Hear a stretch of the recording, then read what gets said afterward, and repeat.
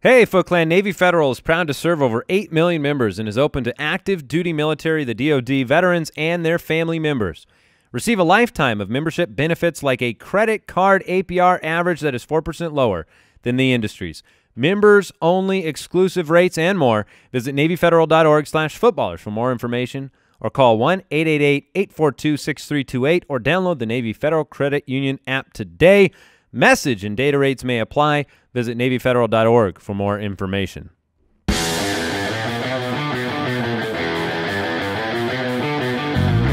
Welcome to the Fantasy Footballers Podcast, coming to you from PristineAuction.com studios with your hosts, Andy Holloway, Jason Moore, and Mike Wright. Welcome in. The football season is officially beginning. Yes! 2019, we're here! Welcome in Tuesday, February 5th. Can I just interject real quick? I think you shall. I think 2019 is going to be the beginning of the end for the Patriots. Oh, my gosh. No, I don't really. But How'd that go? That went well. I mean, look, when we had our bold predictions show, which we always do that in... Did you just say that went well? Oh, it went so great. For about 3 weeks in the middle of the season. It was like, no, yes, I need to call a spade, come out here, jump on the sword. Before we get you. Yes, exactly. You knew I had that on my mind. Oh, the sword was out. Yeah. Jump on it. Yeah, because that's how they jump on it. I would say the opposite of the beginning of the end is a sword in the butt. Super Bowl championship. Yeah, I would say so. I would say that bold prediction did not go so well. No. Maybe next year. I don't know that it was our worst bold prediction on the certainly was not. the fire hot predictions, but you win some, you lose some. How'd Sam Bradford do? Number one, I think. Yeah. Number one. Welcome in. We have the truth about the fantasy tight end position on the show today. I know we're going to spend a little bit of time in the quick question talking about Todd Gurley. That's what I think the fantasy storyline is. Agreed. And so we'll talk about that.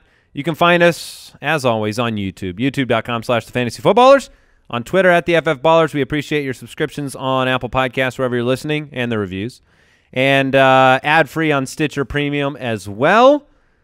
And this was big news. I mean, every Super Bowl Sunday, this is the tradition now, but on Super Bowl Sunday, not only could you get ready for that slugfest, that high-scoring affair that you got to witness, nonstop action, Johnny Hecker, but Super Bowl Sunday is about the pre-order for the 2019 Ultimate Draft Kit. And it's up. You can go to ultimatedraftkit.com. And for the first time ever, we're doing a little special event with the pre-orders. So if you get in there now, before March 1st, not only do you get the Ultimate Draft Kit at the lowest possible price, this is our baby, right? This is our pride and joy, the best resource for dominating your draft. And you'll get the early access to dynasty rankings and rookie rankings, which you did last year, right? We put those up around NFL draft time. But if you pre-order now before March 1st, you get a $10 free and clear gift card to shopballers.com, and you get entered to win an Ultimate Fantasy Footballers prize pack, which includes 2 custom jerseys from fantasychamps.com, a chance to be the very first person chosen, and this is really the prize, for the 2019 Listener League. And look, if you're in the Phoenix area, you also win the chance to come by for a studio tour and a sit-in on a recording of the podcast. Also, Brooks, you're not eligible. No. Dang it. Yeah, it's pretty. He was talking to me about that Listener League spot. Oh, I thought you meant the tour, because we keep him back here in the studio. He's never seen the front side of this. He's chained up. He has not yet seen the sun or outside. No. The stars in the sky. See, you say chained up, but if it's a long enough chain, he can free roam. For the most part. You're a kinder man than I, Andy. Yeah. I think no matter how long the chain, well, if you are connected to something, it's no longer free. Technicality says you're chained to something. Yeah, we shouldn't be mentioning this on the on the podcast. We've been indicted. Yeah, so check it out, ultimatedraftkit.com. This year, it's back. It's better than ever. We'll have an app. We'll have custom scoring. We're going to give you no reason not to get this. No, our bold, super crazy, outlandish predictions are not in the Ultimate Draft they're never Kit. in there. So we actually take the Ultimate Draft Kit very serious, have high-quality rankings, and keep our nonsense for late August. Yeah, or all of the show. Yeah, well, either part. Right. All right, here's the quick question of the day before we get into some other thoughts on the Super Bowl, and then we'll get into a little bit of news and the tight end truth. But here's the quick question. On a scale of 1 to 10, how concerned are you about Todd Gurley's end of the season? I believe on our previous running back truth episode, that was right when the beginning of the C.J. Anderson stuff was coming through, and none of us were worried. Still the #1 pick. My meter is worried now. I would say I'm a 6. All right. I'm above because it's not just Gurley and it's not just C.J. Anderson. It's both of those mixed with the possibility of their star left tackle, Andrew Whitworth, retiring. And I realize he's up there in age. I think he's 37 years old, but he was still great. And 8th best run blocking exactly in the league. And so if he goes away and they sign C.J. Anderson, they dealt with injuries this year when Todd Gurley was the workhorse. I think you're going to see him involved, and he would not be my #1 pick at that point. I would not take him ahead of Ezekiel Elliott or Saquon Barkley. Like, those two guys they're already in his tier to me. I have very big thoughts about this, so I want to let you two weigh in first. All right, I'm how concerned? Scale of 1 to 10. That's the question. I'm going to go with a 4. So back when we did the truth episode, I said you have to at least consider the fact that this is not the normal that C.J. Anderson is going to out-snap and out-touch Todd Gurley, but the possibility that they go into more of a platoon situation where they take turns with drives. Gurley gets 2 drives, Anderson gets 1, where Gurley would still be fantastic because the Rams are going to be one of the best scoring offenses in the league yet again. But it definitely takes a hit, and then the other guys who are close to him in tier, like Saquon and Zeke, maybe you'd prefer to have those guys because they don't have a platoon situation. So I'm at a 4. I'm at a 4. This whole nonsense about Todd Gurley's not injured, that's the strangest part of this to me. Here's where I'm at, and I would put myself at the 2 level. And I'm not sure if I caught a hedge in Jason's argument when he said if, because I understand if Andrew Whitworth retires and if they bring back C.J. Anderson, there would be more cause for concern because obviously I think both of those things happen. I think personally. neither of those things happen. I think it's very, very unlikely in either case. If Whitworth retires, he's leaving $11 million on the table. I think it's very likely he comes back for the last year of his contract, collects $11 million.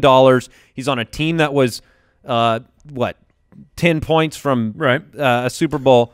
But $11 million is a lot of money to walk away from when you're playing at that level. So I don't think Whitworth goes anywhere. And then C.J. Anderson, I don't think they bring him back. I think it's a very low likelihood. Everything I'm reading thinks it's low likelihood because of the fact there'll be more demand for him. The team likes Malcolm Brown. The team likes what they have. And they lost Malcolm Brown this year. So I don't think – obviously I'm coming from the position that I tweeted this morning. I said if you are in a dynasty league and you can go get Todd Gurley at the price of this confusion, I say go do it. He's the highest paid running back in football, okay? He's the only running back to get MVP votes this past year, and he's just piled up touchdowns year over year. It was strange. It was odd. There's got to be something to this very end of the season beyond, the guy who got you there, the guy who got you to this incredible record, Sean McVay's workhorse, the guy who was active in the screen game, that was the 21 touchdowns last year, 18 this year, something like that. To me, there's more to the story, and he's playing the good soldier right now. But that's why I'm saying that's the weirdest part of it is them insisting that he is not hurt, and like Alshon did last year, right? I mean, and that's the thing is I just tend to say. I don't know if your 6 is presuming those two things happen. I was going to say, if you're because right. you put the if in there. The if is necessary. If C.J. Anderson is not there, they go with Malcolm Brown next year. Well, here's the Andrew thing. Whitworth is there. Todd Gurley would be my #1 pick. Malcolm Brown is not under contract next year. So him let's and say CJ let's say they sign a 4th, 5th round backup, a rookie, or they get some. Well, they're not going to. I don't think they'll go with a 4th or 5th rounder because they have John Kelly there. But they're going to get a veteran who doesn't it seem like they hate John Kelly? Yeah, it certainly does. But they're going to sign someone like Brown or Anderson, who they feel confident can go in there in the event that Todd Gurley can't. And maybe you're right. Maybe they bring back C.J. Anderson. Maybe nobody else wants him. They liked him in pass protection. In the Super Bowl, 7 for 22 for Anderson, 10 for 35 for Gurley. Also, the rest of the Rams sucked as well. I mean, this was just a bad game. Yeah, I mean, you cannot throw out all the context of 2 seasons, regardless of just Gurley, right? The Rams in general. When I see the overrated Sean McVay tweets, come on. Yeah, get out of here. It was Bill Belichick. He's done this to several coaches in his career. Also 6 times in the Super Bowl. Yep. So let's pull back a little bit. Realize that this was a bad game. You're smirking, Jason. If we're transitioning to the Super Bowl conversation and how that game went, I mean, it was really amazing what Belichick did. I don't know if it's just like, they shut down the run, right? The Rams could not run against him, but it wasn't like scheme. I mean, they literally not one time in the whole game had 7 men in the box. It was light boxes the whole game, and they shut down the run. How is that possible?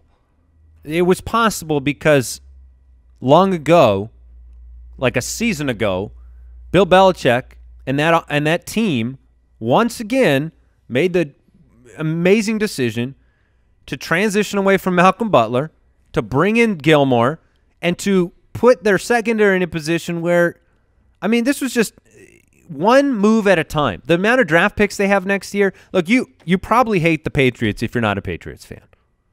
Yeah, right? I think that's a rule. That's just – so I get it. So the majority of our audience we're talking to right now doesn't want to give any credit to New England, and that's fine. You don't need to. Stick your head in the sand. They got 6 rings. Yeah. They feel fine about it. But the reality is it's one little move after one little move after one little move. They withstood Josh Gordon going away again in the end of the year, not really having Rob Gronkowski this season for all intents and purposes. Julian Edelman, you can't cover him, apparently. Not in the playoffs. It's ridiculous. And it just took one drive. It was one drive from Brady. He's never been the MVP. That's crazy. But it was one drive that brings you down. So, Mike, you said you weren't disappointed in the game. I think you stand alone because the majority of people, including myself, found it to be disappointing from an entertainment perspective. Yeah, and the only reason Jason went to a baseball game in the third quarter. I honestly have been to a baseball game that was more interesting, and that's the biggest insult I know how to give. Yeah, the reason for me why, if this was a regular season game, like if this was Thursday night and I had to watch this for work and come in on Friday and talk about it, that would have sucked. The difference was this was the stakes. Everything was on the line for this one particular game. So I was okay with the defensive struggle and seeing the meltdown of the Rams O-line and Jared Goff. Oh, Jared Goffed all over. Goffed everywhere. 229 passing yards, 19 for 38. That's exactly 50% passing, 1 pick, no touchdowns. Brady had no touchdowns either. Oh, Brady looked terrible most of the game. If he wasn't targeting Edelman, it was just – I mean, Chris Hogan had exactly no separation from anybody. I mean, it was 2 good defenses. Like, Jason, you kept saying the whole game, how disappointed would you be if you're the Rams? If I'm Aaron Donald, I'm so pissed. I'm like, I held the Patriots to 13 points and we lost. How did that happen? Was that Sam Darnold's brother you just? Yes, it was. Did you say Aaron Darnold? I'm pretty sure I did. That's okay. Hey, by the way, congratulations to Brian Noctor, who won the NFL Playoff Challenge. Yes, 808 points. Pretty impressive. Our editor-in-chief was right there up until the end, but sorry, Kyle. No dice. All right, a little bit of news before we get into the truth. This was interesting to me.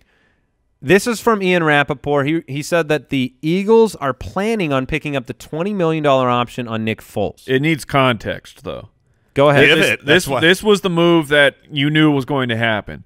Because now that they have picked up the option, the way that it can work is trade? Is that Nick Foles can now give the team $2 million and buy free agency. So this was the move that they were going to make. What's interesting is what comes next. If Nick Foles – does Nick Foles just say, all right, cool, collect the check? Give me $20 million to be your backup? That's kind of hard to say no to. Or does he want to go be the starter somewhere, so we'll give the $2 million?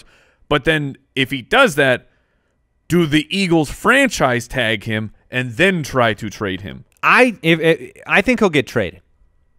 That's what I think will happen. I think he's going to end up. It's very interesting. I think he'll end up in Jacksonville. I think he'll be traded in Jacksonville. Even if he doesn't get traded, like I guess what's the trade value? Life is good for Nick Foles. Yes. It depends on what the trade value of the market is for the Eagles for a franchise tagged quarterback. Yeah, it'll be like a third round. But if it's a third rounder, you're just saying you're paying him a lot of money. No, then you don't play the game at all. You don't play the game of chicken. You let him go, get signed, and you'll get a third round compensatory pick. That's so you don't even have to go through the hoops. If you believe all you'll get is a third, then you just let him buy free agency and let him go. Yeah, you get it a year early. I will say this. I mean, we're building the Ultimate Draft Kit 2019 behind the scenes, going through our admin, and I'm turning players on and off. And I turn Nick Foles on because I expect him to be a starting quarterback in the NFL. I do too. I mean, Jacksonville, yeah. Jacksonville's the one that makes the most sense. Yeah. Pat Mahomes won the NFL MVP. Saquon won the Rookie of the Year. Andrew Luck, the Comeback Player of the Year. Matt Nagy, the Coach of the Year. No real surprises to me in that bunch. No real surprises. The only questionable one at all that has debate is should it have been Saquon or should it have been Baker?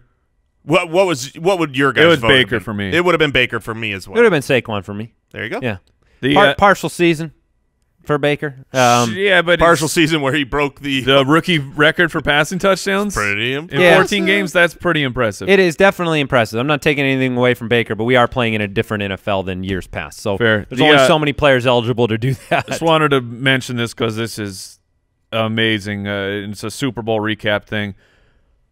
Super Bowl MVP Julian Edelman. Spotrac just tweeted this out. Brandon Cooks, who's going to make $27.5 million this year, that will be more than Edelman has made in his entire 10-year career with the Patriots. That's not fair. That's how you win. That's how you win.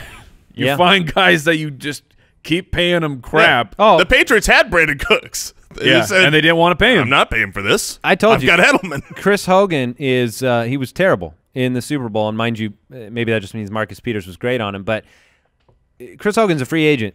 I bet you anything that Chris Hogan ends up on a bargain basement deal and makes 10 important catches for the Patriots next year. He could. I'm going to throw this out. The New England wide receiver field could possibly be very, very different next year because there's only a handful of guys that are actually under contract. Josh Gordon, where there was the news of could he be back for training camp, he's not technically under contract. Chris Hogan's not under contract.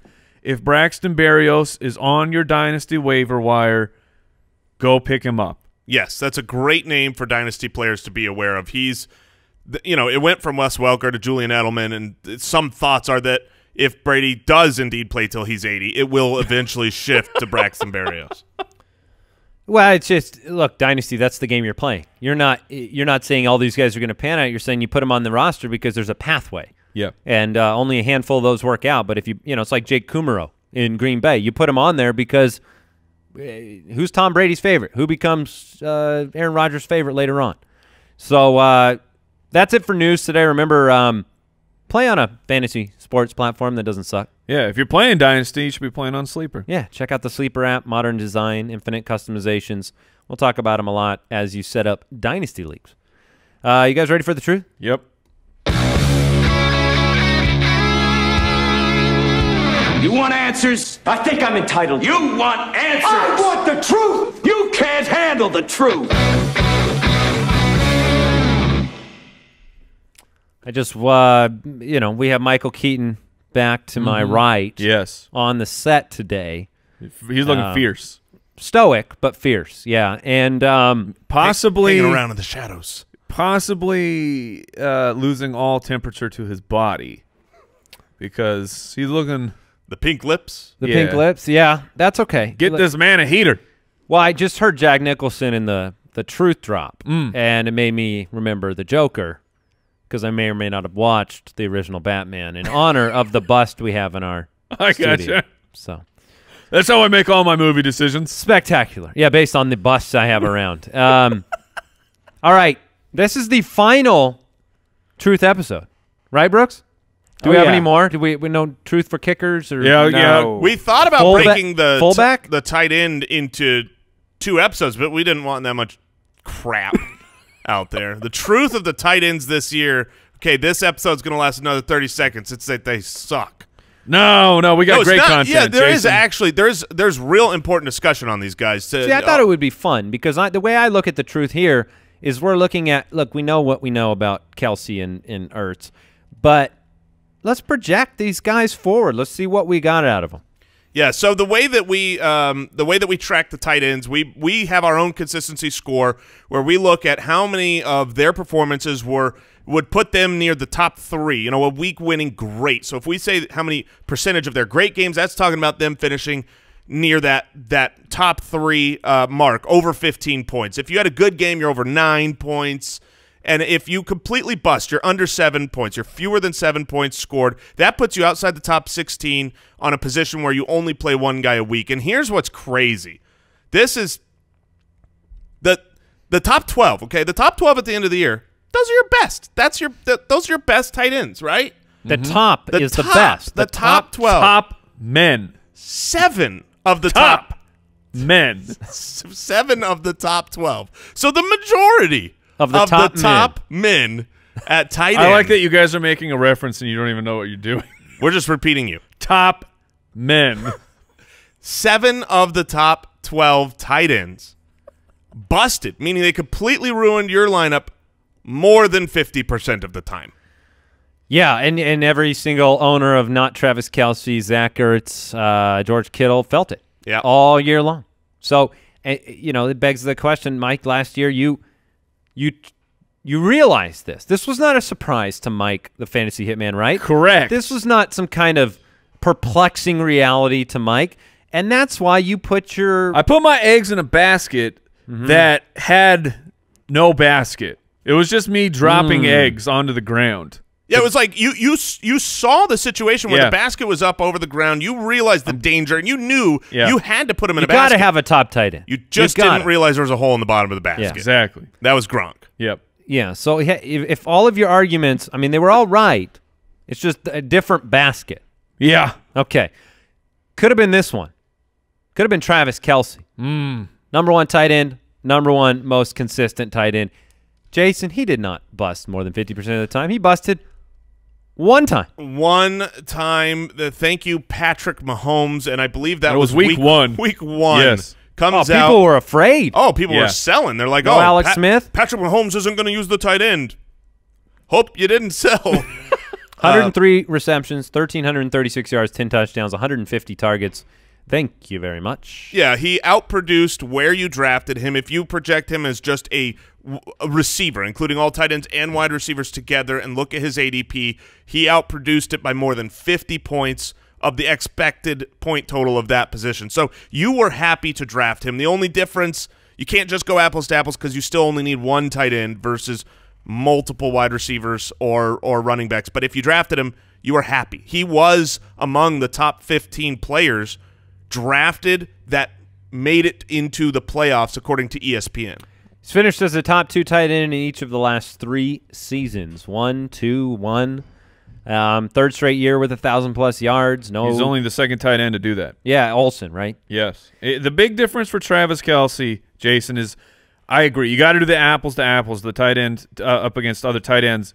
But Travis Kelce would have been the wide receiver 9 on the season, which makes him completely worth the draft value to me. That where he's going to be a back of the 2nd, early 3rd round guy. And at that point, I'm taking a shot on a wide receiver or a running back who I think has top 10 potential. Travis Kelce has top 10 potential at the wide receiver position, except it solidifies that tight end spot for the entire year. So how high does he go? Because if I think he goes in probably the middle of the 2nd. That's where I think he'll go too. When you finish 1st, 2nd, and then 1st, you know what you get with him, and he's got the best quarterback in the league, fantasy production-wise, at a minimum. Hey, look, I was looking at dynasty leagues this morning. How do I put him on my roster? Right. How do I find a way to do that? Should have traded Gronk for him last year. Thanks, Mike. Hey, you are welcome. Before we get into the rest, you think he'll still take that? You think he'll? Maybe. I'm going to try it out right now. Yeah, you got to at least try. Do it. Send it through and let us know if it happens. All right. Yeah, we'll see how that goes. Hey, everyone, Foot Clan, we want to make sure that you remember the right place to get your tickets if you're doing any live events. Longtime supporter, sponsor of the Footcast, the Foot Clan. That's SeatGeek. SeatGeek they take all the difficulty of getting tickets away. They have a very easy-to-use app that we've loved. All three of us have used it personally. We've used it together. It takes all the complications away, and every purchase on there is fully guaranteed. You can shop for your tickets with SeatGeek with complete confidence. They pull in a bunch of different resources to make sure you're getting an absolutely great price. You think you can't get tickets to that event, you can't find them, go to SeatGeek. You'll get them. It'll be easy. It's a couple of taps, and then you just go right in and have a great time at your live events. You have to make it your go-to resource. We do it all the time. Best of all, you're going to get $10 off your first SeatGeek purchase. A little money back for you. Just download the SeatGeek app. Enter the promo code BALLERS today. That's promo code BALLERS for $10 off your first SeatGeek purchase. SeatGeek, life's an event. We have the tickets. Want to thank today's sponsor, Hulu. Here's the thing about sitting courtside. There are pros and cons. The pro is, you're at a basketball game. It's awesome. It's the best way to watch the game. The con, you will never want to watch a game from anywhere else again. That's the thing about when things are better. Once you try it, you can't go back. That's what Hulu is doing. They're ruining things for people because they're making it better. They got tons of shows, movies, exclusive originals, plus live TV for sports. That's crucial for all of us, Foot Clan. We got to have the live sports. Hulu's got you covered. And once you get Hulu, it's going to ruin TV forever. And you can start that free Hulu trial today at hulu.com. That's HULU.com. Well, I can relate to that. I feel like I ruin things all the time. Yeah. I mean, it's like this podcast. I do that? Yeah. Oh, thanks. You Mike. ruin our podcast. Cool. Cool. Why'd you wait 689 shows to tell me? I could have been out of here quick. Look, I don't like conflicts. That's taking pacifism to a new level, Mike. It's a 4-year plan of getting rid of him. You had too much fun last week when I missed a show? Oh, that was a good show. I'm out sick. You're popping jokes about crab biscuits that make no sense. I went back and watched that. Not my finest moment. Jason, thank you so much for giving him such silence and not playing along. Oh, how can you play along with something that doesn't exist? I was out in space trying to swim back to Earth. The best part was just Mike. His soul was so disappointed in you for not getting it. Right, He was so disappointed in you. And you must, let's be honest. Oh, yes. You must have wondered, what were you missing? 100% I knew that I was at fault. I didn't get the joke. I didn't get the reference. I'm an idiot. Oh, For the old once, crab biscuit it was reference. me. Men. Top men. I don't see. That's one I don't get. Yeah. All right, Zach Ertz, number 2. We'll look at the truth of Zach Ertz, which is pretty nice. Consistency rank of number 3. He sustained multiple quarterback, throwing him the ball, multiple quarterbacks throwing him the ball. 116 catches.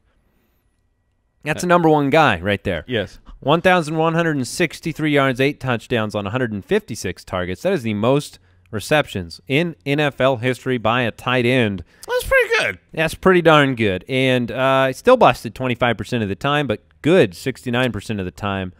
Well, and really, the bust, if you look at when he fell off, it was towards the end of the year, 3 of his last 4 weeks when Carson Wentz was gone and, there was some changeover. He had a great week. It wasn't like he couldn't put up great numbers with Foles. He had an unbelievable championship week in Week 16. But that gives you even more confidence going forward, knowing that the rapport between Wentz and Ertz is there. And he even further outproduced his expected point value over what Kelce was. So you want to talk better pick, maybe the best pick at tight end outside of George Kittle was Zach Ertz. And this is, again, just like you said, this is years in a row. Now, the big difference here is the target volume. If you look back the last couple of years, he's been over 100 targets, but not by much. This year, 156 targets. Is that going to be something that repeats, or do you think that regresses back to the 106, 110 that he was kind of living at? That's a great question. Yeah, I mean, one thing is that in depending on what you believe or don't believe about the Carson Wentz reports about being a bad teammate or being, resistant to change and running the offense the way that Nick Foles does, Ertz is a best friend with Carson Wentz. So you have that connection there. My question to you guys is, look, Kelce and Ertz have swapped spots the last 2 years. So do you favor one of those guys? Do you like Kelce more, or, because that's a lot of receptions for Zach Ertz, 116 receptions. I'm going to guess, this is projecting. We don't know where these guys are going to go in the draft because tight ends, I mean, every year there's different strategies. Kelce will go before Ertz. I agree. I think Kelce will be a second, Ertz will be a third. And if that's the case, that's what I was going to say. Would you take Ertz then? I would take Ertz in the third over Kelce in the second. You want to talk the potential for regression on Ertz's targets, sure, but the touchdowns, I don't think Pat Mahomes is going to continue throwing 50 touchdowns. So that's going to take I'll be up in the 60-70 range. Yeah, sure. You take that year 3 leap. Right. From MVP to Super MVP. All right. Kelce in the second, Ertz in the third, or Kittle in the fourth? Give me them bits. George Kittle, number 3 on the list, Mike, while you think about it. Number 2 most consistent tight end, 88 for 1377 and 5 on 136 targets. He did not cap out on some high touchdown total that makes it look like that's a regression possibility. He did play under a couple of different quarterbacks than the one he'll have next year in Jimmy Garoppolo. But you said give me those bits. I think you meant Kittle and bits. Absolutely. See, I thought you said give me those hips because those hips got downfield quick. Shakir, I mean, those hips don't lie. Yeah, no. And so, look, there are far more questions with George Kittle, which is why he'll go in the fourth, maybe the fifth round next year, because there's quarterback change. There's going to be wide receiver change. That's the biggest question for him. Absolutely. I mean, Antonio Brown could be there for all we know. Who is the number 1 target, and who, because of the quarterback shift, is he going to stay that way? And my trust is in the player, and in Shanahan. I think the offense is going to be good, better with Garoppolo, and Kittle just is. He's better than the defenders that have to guard him at the tight end position. He'll have breakaway touchdowns. He'll be wide open as he torches linebackers, and I believe in George Kittle. He had 69% of his games in the good category, 31% in the great category, and just a dominating season for George Kittle. Somebody that Mike loved early in the season. Somebody that I paid 44 fab. I paid a Kittle. You paid penance. I did. I paid that much at that time, which I think was heading into week 4, because look, what you got out of Kelce or Ertz compared to the rest of this crop was worth the risk of spending that money with what we had seen so far on the season. It was worth looking at him and saying, is this the next Rob Gronkowski, Jimmy Graham type of breakout tight end? It turned out he was. He's a great player. And the breakaway tight ends, the week-winning type of weeks, look, there were 5 weeks that I'd be hard-pressed to find a person that lost with George Kittle. Yeah, I mean, if there are 5 weeks, he was the cheat code. He was dominating, setting NFL records for yardage and just crazy stuff that he was doing this year. There are only 3 tight ends, and we just talked about all 3 of them, that busted fewer than a third of their, less than 30% of their games were a bust. So I think George Kittle will be the cheapest of the big 3, but I believe next year I'm going to go into the season trying to get one of those guys specifically. Otherwise, I mean, there are a handful of others we'll talk about later in the show, maybe O.J. Howard type, that are intriguing. But I would really like to nail down the position and not have to play vomit roulette with tight ends in 2019. Oh, is that the trademark? Hashtag, vomit roulette. That can be your app. Yeah. You can build that out. Let me get the domain. I believe in George Kittle just like you do, Jason. But what I was talking about with the wide receivers is George Kittle, I don't even know if you guys realize this, he had double the amount of targets than the player on San Francisco that had the second most. Yeah. Well, that makes sense in this because they shifted. And that was Kendrick Bourne. I was going to say they shifted in different parts of the year. You know, you thought going into the season it was going to be Garcon, and then it was going to be Goodwin, and then it was going to be Pettis, and then yeah, I don't read too much into the statistic because of the injuries. Right. It's not so much that there was one guy there that was there all year long and then got half the targets. It's just you're right. They may add a Antonio Brown. They could add a Tyrell Williams. I mean, they could add a smaller piece. When a player puts up he broke the record. Yes. For yardage, right? Yes. Yes. So when you break the record for yardage, you're probably going to be used the next year. And I don't want to overemphasize. That's why I believe in him. 5 touchdowns, that could go up, too. Even if the targets went down. 136 targets, you're still talking about, what, 20 targets fewer than Zach Ertz? The sky's the limit for George Kittle. If next year George Kittle has 110 targets, so he loses 25 or so targets, I'm going to say that where he's drafted, he will return on that value. Wow. I would say he will not at 110. I'm in Jason's camp, but let's talk about Jason's boy. He finally did it. Number Speaking 4 of at 110 the, targets. Yeah, number 4 at the tight end position, C.J. Anderson. Yeah, that's great. Sorry, no, it's Eric Ebron, 66 for 750 and the big one, 13 touchdowns on 110 targets, a consistency rank of number 5. And look, you take a little Ebron, mix in a little luck. Yeah. You end up in the end zone 13 times. Still had weeks of 4 points, 0, 1, 4. Those weeks, they stung. But you probably spent too long not playing him in the beginning of the year when he was on absolute fire. And, look, we played this game all year long. I remember it every single week. Doyle and Ebron, and what's Doyle going to do, and what's Ebron going to do. Snap counts are low, and when Doyle's playing, he's the guy running routes. And I tend to think Ebron's overdrafted next year. You think Ebron is overdrafted next year? I tend to, as much as like I even think, considering he had the quintessential fifth-year breakout as the quintessential 13 touchdown fifth-year breakout. Yeah, look, I think he'll be overdrafted. I do, because I think he did so much for fantasy owners in the top half of the year that when everyone was playing, those first 10 weeks, he was absolutely dominant. 110 targets. I mean, being overdrafted and still performing, those are different things. I think he'll probably go higher than he should. Yeah, what do you think? Doyle is still absolutely a factor. You had 6 games last year where Doyle was on the field with Eric Ebron. And Ebron, even though he was averaging over a touchdown a game, you're talking 3.5 targets a game. I mean, he was putting up unsustainable numbers. He was only playing on about 45% of the snaps. So I'm with you, Andy, that could Ebron do this again? I guess he could, because they still play a lot of 2 tight end sets in Indianapolis. But I'm not banking on Eric Ebron being in top 5 again with Jack Doyle back. Eric Ebron, I mean, you say he might be overdrafted. The whole issue with him is going to be draft price, because I'm willing to take Eric Ebron next year as my tight end if I miss out on the big guys and I've got to pick one later.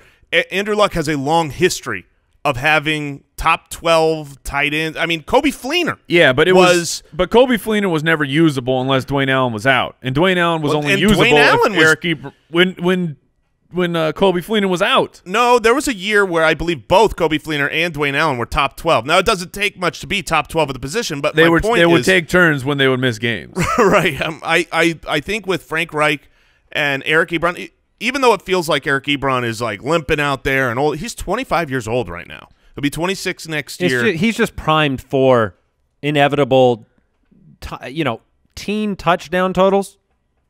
Yeah, no, he just looks to me like, I'm not saying he can't do it. And Mike, you said he kept putting up.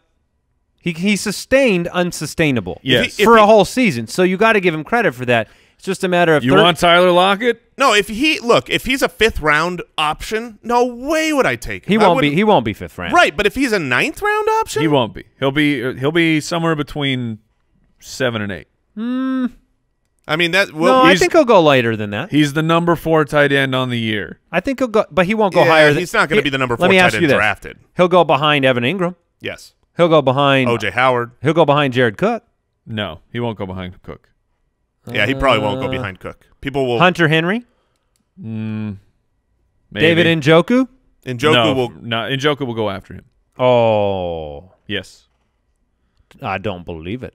I do not. There's only one way to settle this. It's a fight. Go to the future. Water bet.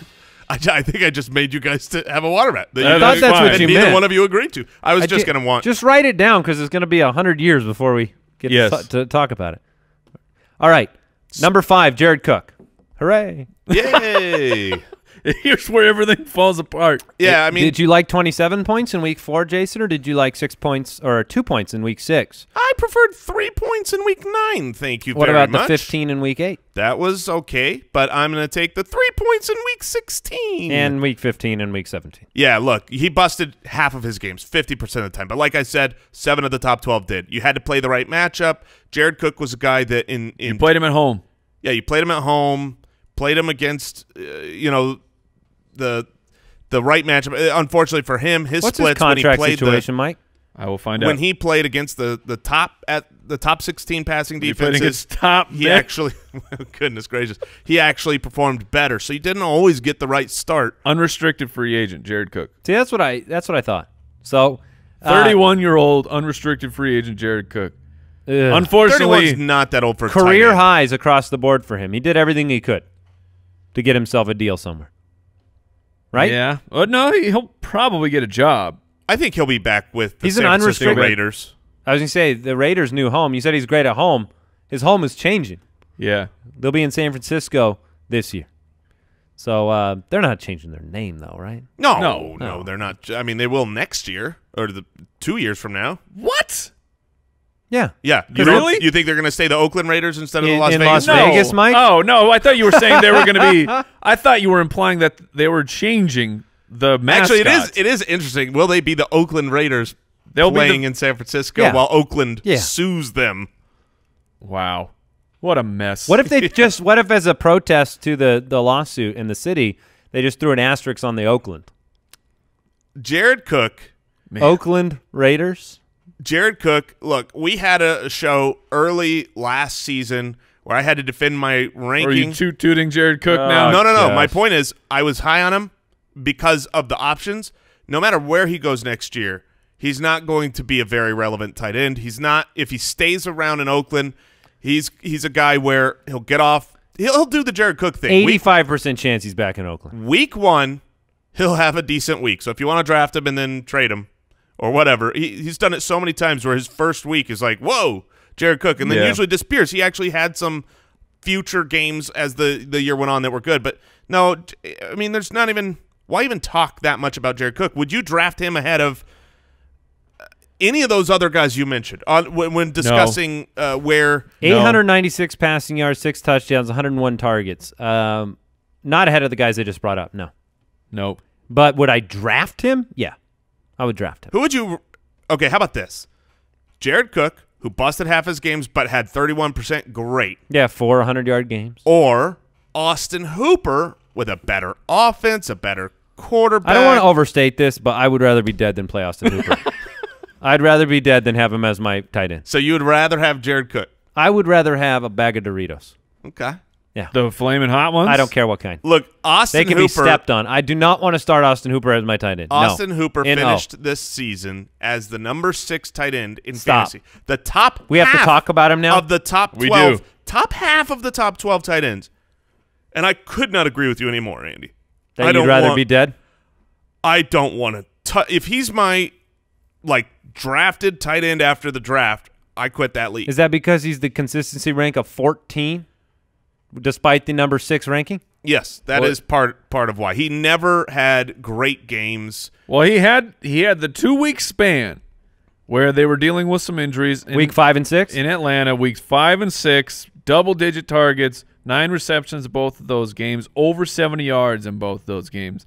And that was just the litmus test. It was, okay, Austin Hooper was a third-round pick. He's been touted for a long time.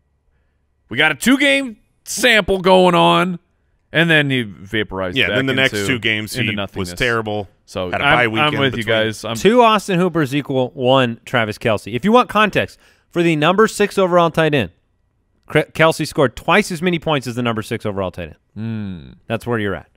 And I do feel like what I said he may not be as inclined to come on the show at some point. That's a problem. But here's the thing: you got to string 3 games together. Oh, Not gonna happen. You got to get in the flames, Austin. Trey Burton and Kyle Rudolph at 7 and 8. Trey Burton, look, unequivocally a disappointment to me. 54 for 569 and 6. His consistency rank was 11. I feel like the argument for Trey Burton is simply this finish. You just go, well, he was a number 7, but this is not what you wanted. This is not what they paid him to be. No. I mean, he had 13 games of 40 yards or less. Case closed. Wasn't the Trey Burton you wanted. Shows you, maybe, how difficult it can be to be a free agent tight end, get paid this money, and deliver for fantasy owners. It's difficult to do. All the hype. I mean, look, Matt Nagy got Coach of the Year, right? Yep. They were a playoff team, right? Mm-hmm. Mitchell Trubisky took a step forward, right? Mm-hmm. Trey Burton got paid a ton of money, right? Mm-hmm. He's supposed to fill the Travis Kelce role. Yep. 54 for 569 and 6. That's not good, but here's what's even worse. Let's look at how he finished the year after Week 10. If you look at the last third of the season from Week 11 on, he would have been on pace for a solid 48, 361, and 2. His usage was so crickets. Weird. It was terrible. And yes, he finished as the number 7, and you drafted him as the number 4, so you feel like that should be Well, and Adam like it's not Shaheen's that out the huge a field. loss, but I'm not in on Trey Worthless. Burton next year. That's for sure. yeah, so the question really becomes, okay, 2 years into the system, maybe Mitchell Trubisky gets a little bit more accurate. Say what you want about his big game stretches. He was also very bad at times through the year. Can Trey Burton be valuable next year? Because unlike Jared He Cook, could be more valuable. Jared Yes. Cook to me, Austin Hooper to me, those guys, they're not going to have a good next year. But Trey Burton still could to me. Yeah, I'm leaving the door open for Trey Burton. Yeah, he's not going to move up to the elite category, though. No, he's not. That's the door I'm closing. Yes. You're You're closing the so there's like you got the half door, the kid door on the bottom. You're leaving that one open. What do they call those? Brooks, do you remember the door with the top Nursery and the bottom? doors? It's the pie door. You call it a pie? What? Because You put the pie on the top. you set the pie on top of the door? I'm just trying to make a name for it. Yeah, no, there is a name for it. The half door, the We pull the kid door. It's not going anywhere It's not good. the kid door. That's just as good as the pie door. What do you call it's a Dutch door. Ah, there it is. Now, what were we talking about again? We're saying we'll leave the bottom of the Dutch door open to be a serviceable, more consistent tight end, but he doesn't get to walk through like a grown man. you gotta duck. Yeah, He's not he's got going a limbo. He's not going to be in the elite category, but he could take a step forward. That I agree with that. He could walk himself into the Jared Cook category of production. I could see him putting up 70 for 850 and 5, 6. So, but look, Matt Nagy's not dumb. He's not going to focus on one guy. They've got weapons there. They have other players. And when you have a pass catching weapon out of the backfield, that also diminishes the need to lean on a guy. Even he's a field stretching tight end. So yeah, I mean, I think he's disappointing. Very. Kyle Rudolph at number 8. So disappointing, in fact, that I don't know that anyone's ever lost their nickname on this show. But like Trey Boo Boo. If you've noticed, Trey Boo Boo did not make the shirt. Oh my goodness.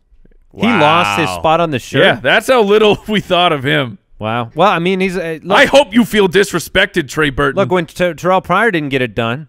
Yeah. I mean- Because what are we going to put dumpster fire on That's the what I'm shirt? saying. That he turned into Trey Boo Hoo or Trey Poo Poo. Trey That's Poo-Poo. the one. That's it. Trey That's Poo-Poo. it. Nailed That's it. the one. Kyle Rudolph, Jason. Yeah. He's just like a middle of the rack Now- T-shirt that fits fine. Nope.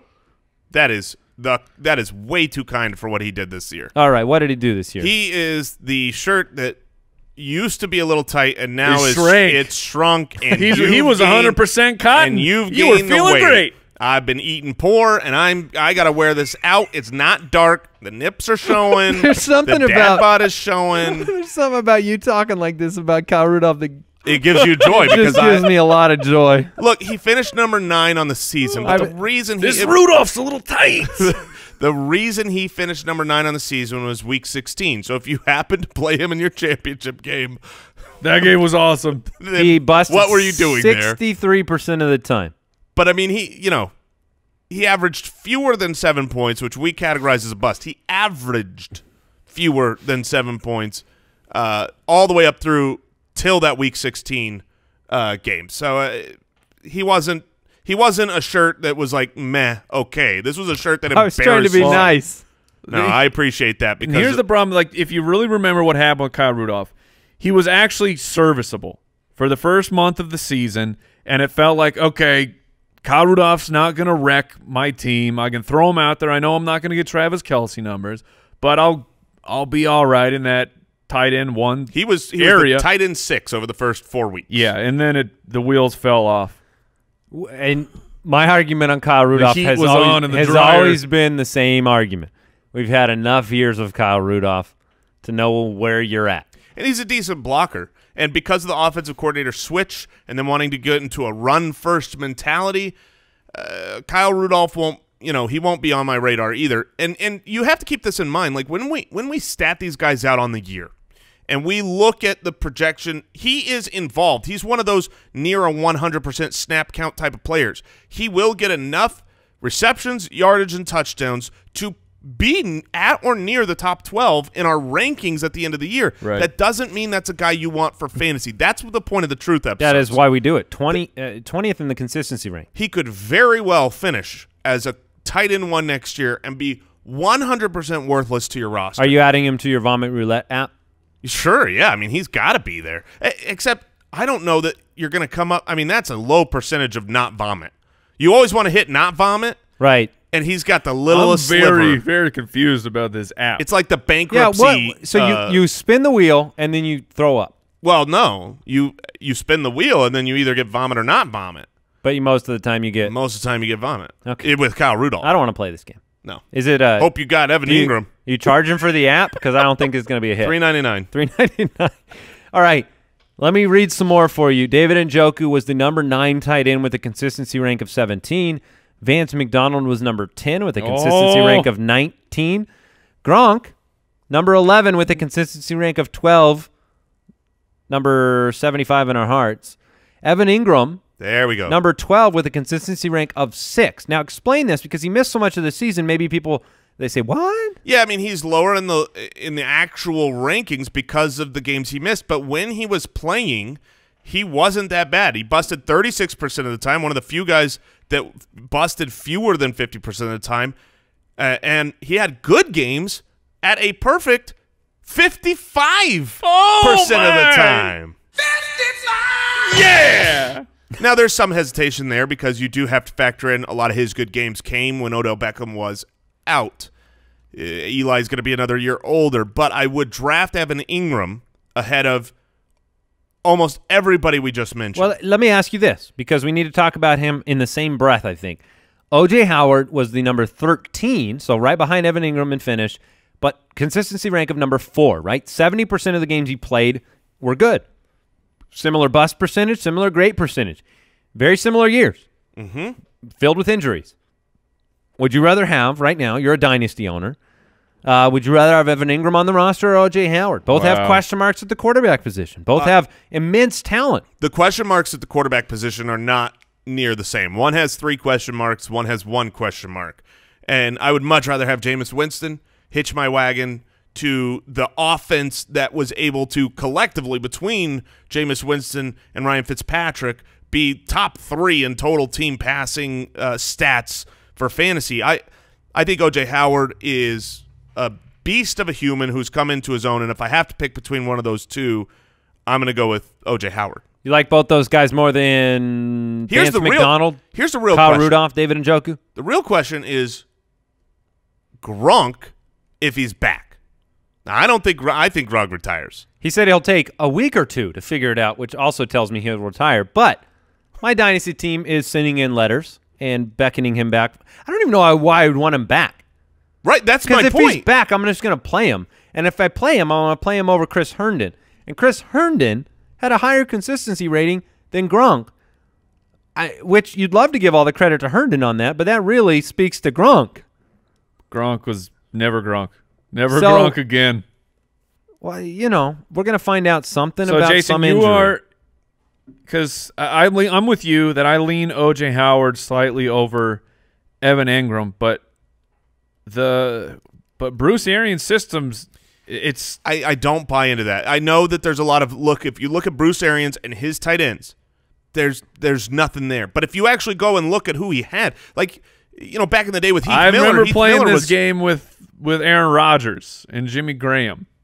I'm going to continue to play this game because Jimmy Graham, as a man on the field, film-wise, was bad. O.J. Howard's not going to be bad. O.J. Howard is an actual talented, in his prime NFL player right now. Jimmy Graham used to be, but he's not anymore. We do have the limit. I mean, there wasn't a lot of work between Winston and Howard on this over the course of this season due to Fitzpatrick taking over for a portion of the year. Look, high upside guys. Njoku, Howard, Engram.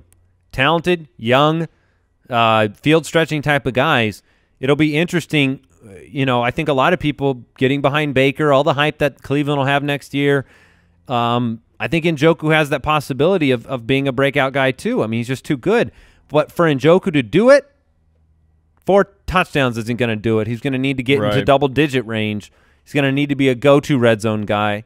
Could happen, though. I mean, I think it's a possibility. Now, for Njoku? Yeah, I do. Yeah, I think he's a freak. He's an absolute freak. He just more consistency. And that's the thing with tight ends. If you're going to spend capital on a tight end, you want the consistency. You want more than 100 targets. Yeah, that's what you're buying. And I think that Baker's going to spread it around, and Njoku will never be his #1 target the way that a Kelce or an Ertz or those truly elite guys that you're hoping he becomes. And maybe you could say the same thing with O.J. Howard because of Mike Evans, but I think that Jameis has a tendency to hyper-target. Baker strikes me as someone that's he's gonna spread it wherever it needs to go based on what the coverage is doing, and the consistency is what I worry about with Njoku. The talent's there. I encourage everyone out there, all the listeners, the Foot Clan, go back. If you didn't listen to the last couple weeks of shows, we talked about the truth of every position, all the fantasy finishes. We broke down all the players that at the wide receiver, the quarterback position, the running back position. So go back and listen to those. These are important to take a look at. Next year, by the time you're drafting or halfway through the year when you're mock drafting, it might be easy to look at where these guys finished, not realize what you really had in these players. Kyle Rudolph, a perfect example of a player who was completely disproportionate to what he actually gave you because of one game at the end of the season. So go back, check those out. Encourage you to do that.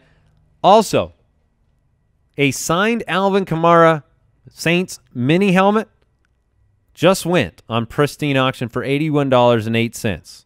Pristine deal of the day. Every single day, hundreds of daily auctions on Pristine Auction.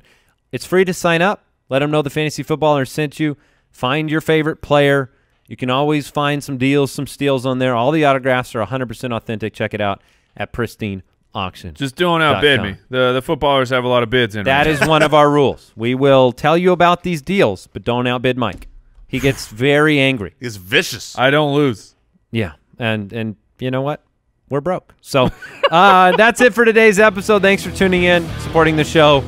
Very excited to get into this extended bye week and look towards 2019, guys. Absolutely. We'll see you on Thursday, Foot Clan. Goodbye. Goodbye. Thank you for listening to another episode of the Fantasy Footballers Podcast. Join our fantasy football community on jointhefoot.com and follow us on Twitter @TheFFBallers.